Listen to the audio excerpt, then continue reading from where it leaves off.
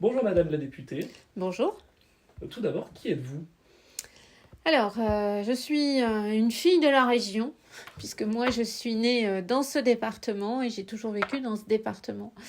Donc, je suis née dans les Combrailles, qui est une partie de la circonscription que j'ai l'honneur de représenter aujourd'hui. Je vis actuellement sur l'agglomération riaumoise et je suis députée depuis juin 2012. C'est donc mon troisième mandat. Quel est le rôle et le statut de l'opposition parlementaire à l'Assemblée? Alors, il n'y a pas de statut à proprement parler. Quand vous êtes député, vous vous inscrivez d'abord dans un groupe, effectivement, politique. Et ensuite, chaque groupe doit déclarer à la présidence s'il s'inscrit dans l'opposition ou s'il s'inscrit dans la majorité. Donc, nous, moi, je fais partie du groupe socialiste. On est donc un groupe, il y a 7 groupes aujourd'hui qui sont inscrits dans l'opposition. Quand on est député de la République et on a donc les mêmes droits en termes d'amendement, évidemment, chacun en termes de prise de parole lors de séances. Il n'y a pas les députés de la majorité et les députés de l'opposition. Par contre, il y a effectivement des droits, mais comme dans chaque assemblée politique, j'ai envie de vous dire, il y a ce qu'on appelle les droits de l'opposition pour éviter que l'opposition soit privée de tout. Ça peut arriver, dans certaines assemblées, on a encadré les choses. Et donc les droits spécifiques à l'opposition, c'est par exemple le droit d'avoir une journée par ces sessions parlementaires. Puisque nous sommes 7 groupes, chaque groupe à tour de rôle a une journée où il maîtrise l'ordre du jour, c'est-à-dire qu'il inscrit les questions qu'il veut examiner. Et ça, ces journées-là, c'est le jeudi. Et hier, par exemple, c'est le groupe communiste qui a inscrit les textes qu'il souhaitait voir discutés. Un autre droit spécifique à l'opposition depuis la réforme de Nicolas Sarkozy, c'est le fait que la présidence de la commission des finances soit confiée à l'opposition. Un autre droit, c'est qu'une fois par session parlementaire également, on a un droit de tirage pour une commission d'enquête. Là, par contre, effectivement, c'est des droits spécifiques. Et puis, on a, par exemple, la moitié du temps de parole qui est réservé à l'opposition dans les semaines de contrôle. Vous évoquez les niches parlementaires. Oui. Plus précisément, qu'est-ce que ça représente pour un groupe d'opposition, une journée où on peut fixer l'ordre du jour comme ça? Alors déjà, c'est très peu, puisque c'est une journée sur la session commence en principe début septembre et s'arrête fin juin. Début octobre même, même si on commence beaucoup plus tôt maintenant, depuis quelques années déjà. Et donc, ça fait long, une seule journée, c'est court. Et en même temps, c'est la journée pour chaque groupe d'opposition, parce que ça veut dire quoi? Ça veut dire que, oui, il va choisir les textes et donc les sujets qu'il veut voir discuter.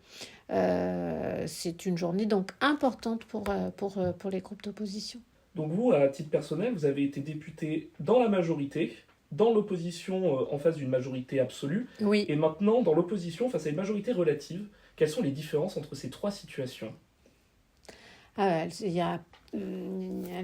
sont toutes différentes, ces situations. C'est-à-dire que quand vous êtes dans une majorité, comme je l'ai été de 2012 à 2017, majorité pléthorique, ça veut dire que vous êtes un groupe où il y avait plus de 300 députés. Donc vous imaginez que vous êtes un parmi 300 et que donc c'est beaucoup plus difficile, ne serait-ce que d'avoir accès par exemple à des postes de responsabilité, mais aussi accès à des rapports par exemple, ou accès à une question d'actualité. Tous les mardis, on pose des questions d'actualité, elles sont contingentées par groupe. Votre tour de rôle vient plus vite dans un groupe de 20 que dans un groupe de 300.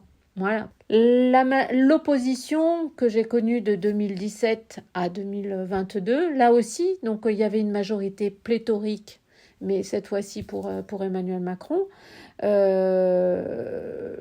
L'exercice était quelque part plus simple, puisqu'il y avait une majorité pléthorique et il n'y avait pas vraiment de volonté de vouloir travailler avec l'opposition de 2017 à 2022. Même si il s'est passé quelque chose entre le premier mandat et le deuxième mandat, c'est le non-cumul des mandats qui a été voté en 2016 et qui s'est appliqué pour la première fois avec le mandat d'Emmanuel Macron. Et donc le fait qu'il y ait ce non-cumul fait par exemple qu'il y avait beaucoup moins d'élus députés qui avaient exercé un mandat de maire ou de conseiller départemental ou de conseiller régional, en tout cas qu'ils ne l'exerçaient plus en même temps.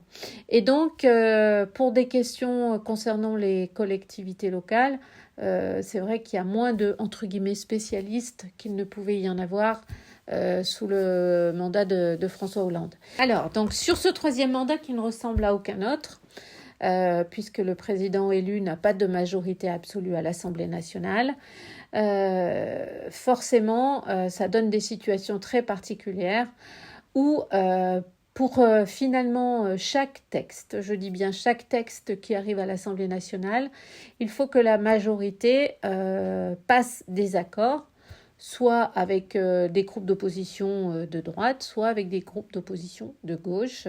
Voilà. Et c'est ce qui se passe. Et quand il n'y a pas d'accord trouvé avec les uns ou avec les autres, on a ce qu'on appelle l'exercice du 49.3, où donc la Première ministre utilise cet outil de la Constitution qui fait que après les discussions en Assemblée nationale, elle déclenche un 49.3 et donc il n'y a pas de vote et il n'y a plus de débat.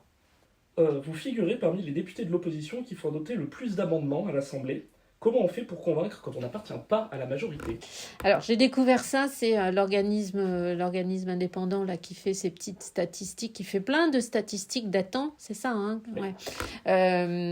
Alors, ça demande du travail et puis peut-être aussi, entre guillemets, ce que je disais tout à l'heure sur les collectivités locales, par exemple, c'est un sujet sur lequel on a, entre guillemets, certains élus, en tout cas députés, ont une certaine antériorité, une certaine expertise, qui fait que peut-être on est pris au sérieux. Le fait d'avoir fait aussi un rapport en 2015 sur la dotation globale de fonctionnement des collectivités fait que, voilà, on est identifié. Donc quand on est identifié, quand on jouit, entre guillemets, d'une réputation voilà, de gens qui bossent, et c'est vrai pour n'importe qui, dans n'importe quel groupe, à partir du moment où on a cette crédibilité-là, les ministères nous associent peut-être un peu plus, et en tout cas quand on leur parle et quand on leur démontre que peut-être là il y a un vrai sujet, que peut-être là ils devraient nous non seulement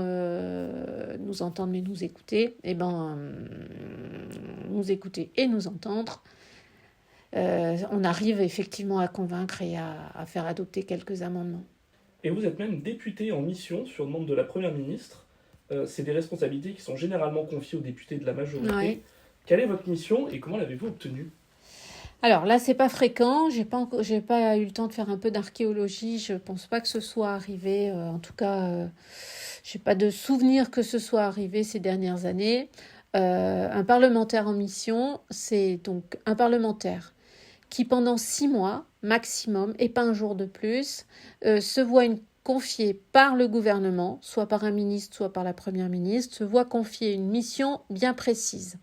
Pendant ces 6 mois, il a droit à une délégation permanente, c'est-à-dire qu'on considère qu'il se consacre à sa mission et s'il n'est pas dans l'hémicycle, il peut déléguer son droit de vote.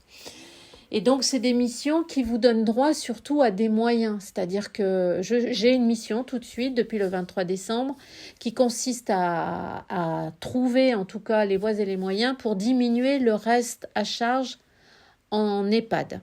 Parce qu'on considère que le reste à charge, ce qu'il reste aux familles et aux résidents pour payer la maison de retraite, est beaucoup trop élevé. Et donc, pourquoi cette mission ? Tout simplement parce que depuis 4 ans, je soumets un amendement pour transformer donc ce qu'on appelle une réduction d'impôt en crédit d'impôt. En clair, ça veut dire quoi ? Ça veut dire que l'aide qui existe fiscale aujourd'hui, que tout le monde y ait droit.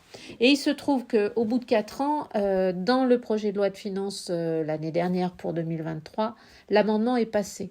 Sauf qu'il coûte quelques millions, voire un peu plus d'1 milliard, et que donc le 49.3, bien qu'il ait été voté par une majorité à l'Assemblée nationale, La ministre ayant exercé le 49.3 a rejeté cet amendement. Et du coup, elle sait très bien que je vais revenir à la charge avec le même amendement, que de plus en plus de députés le votent, parce qu'il est juste en fait.